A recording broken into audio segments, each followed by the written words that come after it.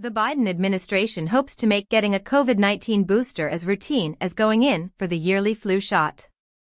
That's at the heart of its campaign to sell the newly authorized shot to an American public that has widely rejected COVID-19 boosters since they first became available last fall. Shots of the updated boosters, specifically designed by Pfizer and Moderna to respond to the Omicron strain, could start within days.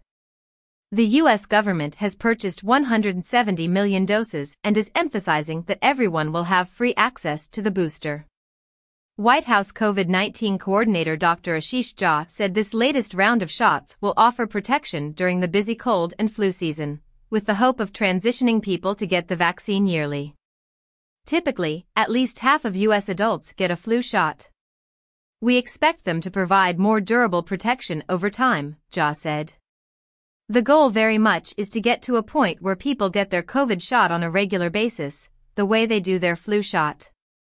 Community health workers in North Carolina, home to the country's lowest COVID-19 booster rate, like the strategy, especially because of confusion among some people about vaccine schedules. "I believe in keeping things simple," said Marty Stamey, an outreach coordinator for the Mountain Area Health Education Center in western North Carolina. "I've heard a lot of people say, I think I'll just wait and try to do it like the flu shots." The White House plan also relies in part on local health departments, providers and community groups to reach out and encourage people to get the updated booster. Pharmacies, health providers and state or local health departments are preparing to send text messages to millions of people that will encourage them to get a booster this fall, White House officials said. Jha said he recommends most Americans get the booster by the end of October. Still, this latest vaccination campaign faces several challenges. A majority of Americans got their first and second dose of the COVID-19 vaccine when it was released last year, but they've been more reluctant to get a booster jab, with less than half getting their first booster since it became available late last year. Congress also has not moved forward on President Joe Biden's $22.5 billion request earlier this year for the COVID-19 response. Republicans criticized the request, pointing to the $1.9 trillion already spent on responding to the pandemic.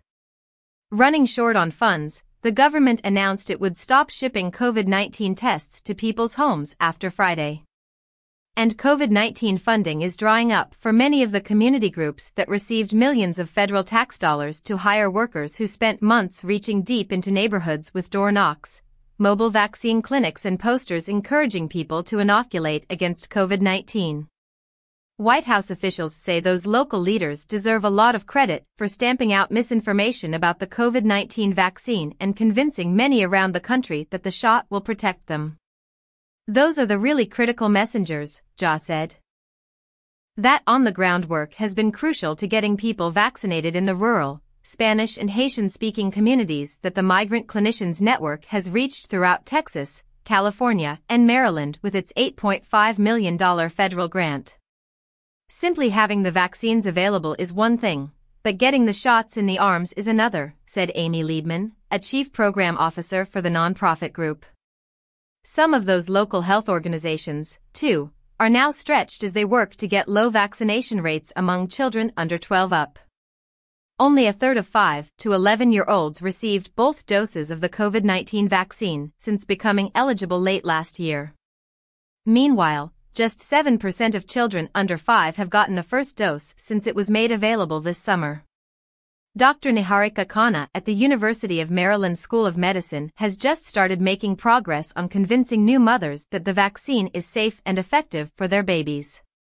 Her program, which has hired more than 269 health workers and administered more than 12,000 vaccinations and boosters across Delaware, Maryland, Virginia and West Virginia, isn't quite ready to transition back to pushing COVID-19 boosters.